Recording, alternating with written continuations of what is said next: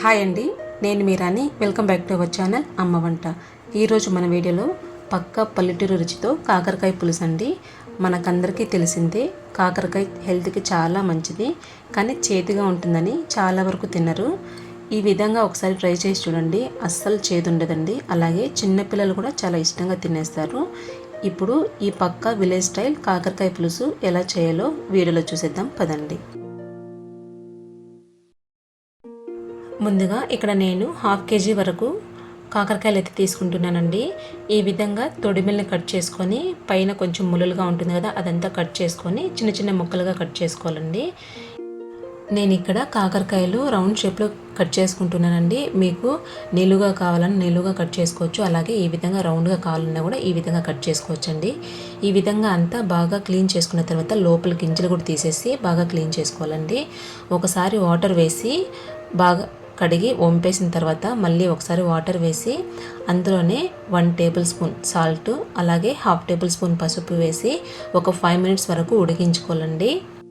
ఇవి ఉడికేలోగా మనం వేరొక స్టవ్ పైన మసాలా ప్రిపేర్ చేసుకుందామండి. స్టవ్ ఆన్ చేసుకొని పాన్ పెట్టుకున్న తర్వాత అందులో 1 కప్ వరకు ఇక్కడ వేరుశనగ పప్పు తీసుకొని ఈ విధంగా బాగా ఫ్రై చేసుకోవాలండి. బాగా ఫ్రై చేసుకొని పక్కన పెట్టుకున్న తర్వాత అందులోనే 1/2 టేబుల్ స్పూన్ వరకు మెంతులు కూడా వేసి లైట్గా ఫ్రై చేసుకొని పక్కన పెట్టుకోవాలి.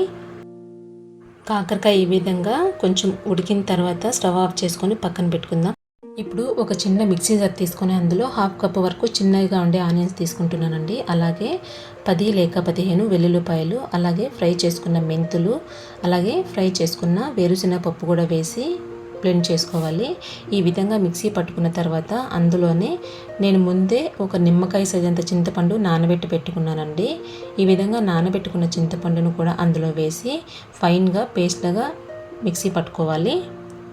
ఈ విధంగా మిక్సీ పట్టుకున్న తర్వాత 1/2 టేబుల్ స్పూన్ పసుపు, అలాగే 3 టేబుల్ స్పూన్స్ వరకు నేను ఇక్కడ కారం అయితే తీసుకుంటున్నానండి. మీ కారాన్ని తగ్గట్టుగా మీరు తీసుకోవచ్చు. 1 టేబుల్ స్పూన్ ధనియాల పొడి వేసి ఫైన్ పేస్ట్ లాగా చేసుకోవాలండి. అవసరమైతే కొంచెం వాటర్ కూడా వేసి ఈ విధంగా ఫైన్ పేస్ట్ లాగా చేసుకొని పక్కన పెట్టుకోవాలి. ముందుగా మనం ఉడికించుకున్న కాకరకాయలో ఉండే వాటర్ అంతా కూడా వంపేసి మళ్ళీ ఒకసారి వాటర్ వేసి బాగా వాష్ చేసినట్టుగా చేసి ఈ విధంగా కాకరకాయలో ఉండే వాటర్ అంతా కూడా పిండేసి పక్కకు పెట్టుకోవాలండి. అప్పుడు ఆ కాకరకాయలో ఉండే చేదంతా కూడా పోయి కర్రీ టేస్ట్ అనేది చాలా బాగుంటుంది, అసలు చేదు అనేది ఉండదు. ఈ విధంగా పక్కన పెట్టుకున్న తర్వాత స్టవ్ ఆన్ చేసుకొని ప్యాన్ పెట్టుకొని అందులో 3 టేబుల్ స్పూన్స్ వరకు ఆయిల్ వేసుకోవాలి. ఆయిల్ హీట్ అయ్యాక అందులో 1 టేబుల్ స్పూన్ వరకు ఆవాలు వేసుకోవాలి. అలాగే మీడియంగా కట్ చేసుకున్న ఒక ఆనియన్ వేసి లైట్గా ఫ్రై అయిన తర్వాత అలాగే 2 రెమ్మల కరివేపాకు కూడా వేసి బాగా ఫ్రై చేసుకోవాలండి. ఈ విధంగా బాగా ఫ్రై అయిన తర్వాత అందులోనే మీడియంగా కట్ చేసుకున్న 2 టమాటాలను కూడా వేసి బాగా ఫ్రై చేసుకోవాలండి. టమాటాలు మెత్తగా ఉడికి సాఫ్ట్గా అందులో ఉండే గుజ్జు బయట వచ్చే వరకు ఈ విధంగా ఉడికించుకోవాలండి. మనము ఏ కర్రీలో కూడా టమాటా యూస్ చేస్తున్నా ఈ విధంగా మెత్తగా ఉడికించుకుంటే కర్రీ టేస్ట్ కూడా చాలా బాగుంటుందండి. ఈ విధంగా ఉడికించుకున్న తర్వాత ముందుగా మనము ఉడకబెట్టుకున్న కాకరకాయని కూడా అందులో వేసి బాగా ఫ్రై చేసుకోవాలి. కాకరకాయని ఫ్రై చేసుకునేటప్పుడు మీడియం ఫ్లేమ్లో పెట్టుకొని ఒక 5 మినిట్స్ వరకు ఈ విధంగా మూత పెట్టి ఫ్రై చేసుకుంటే సరిపోతుందండి. ఆల్రెడీ మనము కాకరకాయని ఉడికించి తీసుకున్నాం కాబట్టి ఎక్కువసేపు ఫ్రై చేయాల్సిన అవసరం లేదు. అలాగే ముందుగా మనం మిక్సీ పట్టుకున్న మసాలా పేస్ట్ను కూడా అందులో వేసి ఒకసారి అంతా బాగా కలిసేటట్టుగా మిక్స్ చేసుకొని మూత పెట్టి ఒక 2 to 3 మినిట్స్ వరకు మగ్గించుకోవాలండి. ఈ విధంగా ఫ్రై చేసుకోవడం వల్ల మనం మిక్సీలో వేసేటప్పుడు వెల్లుల్లిపాయలు, అలాగే ఆనియన్, అలాగే మసాలా పొడులు కూడా వేసాం కదా, అవి పచ్చివాసన రాకుండా ఈ విధంగా ఫ్రై చేసుకోవాలండి. బాగా ఫ్రై అయిన తర్వాత మనము కర్రీ తగ్గట్టుగా వాటర్ అయితే వేసుకోవాలి. మీకు కర్రీ కన్సిస్టెన్సీకి ఎంత వాటర్ అయితే అవసరం అవుతుందో ఈ విధంగా వాటర్ వేసి బాగా మిక్స్ చేసుకోవాలండి. అందులో సాల్ట్ సరిపోయిందో లేదో ఒకసారి చెక్ చేసుకోవాలి. సరిపోకపోతే మరో 1 టేబుల్ స్పూన్ సాల్ట్ వేసి మిక్స్ చేసుకొని మూత పెట్టి ఒక 5 to 10 మినిట్స్ వరకు కుక్ చేసుకోవాలండి. ఈ విధంగా మీడియం ఫ్లేమ్లో కుక్ చేసుకునేటప్పుడు మధ్య మధ్యలో మూత తీసి ఒకసారి బాగా మిక్స్ చేసుకుంటూ ఉండాలండి. ఎందుకంటే కింద అడుగంటుకోకుండా ఉండడానికి.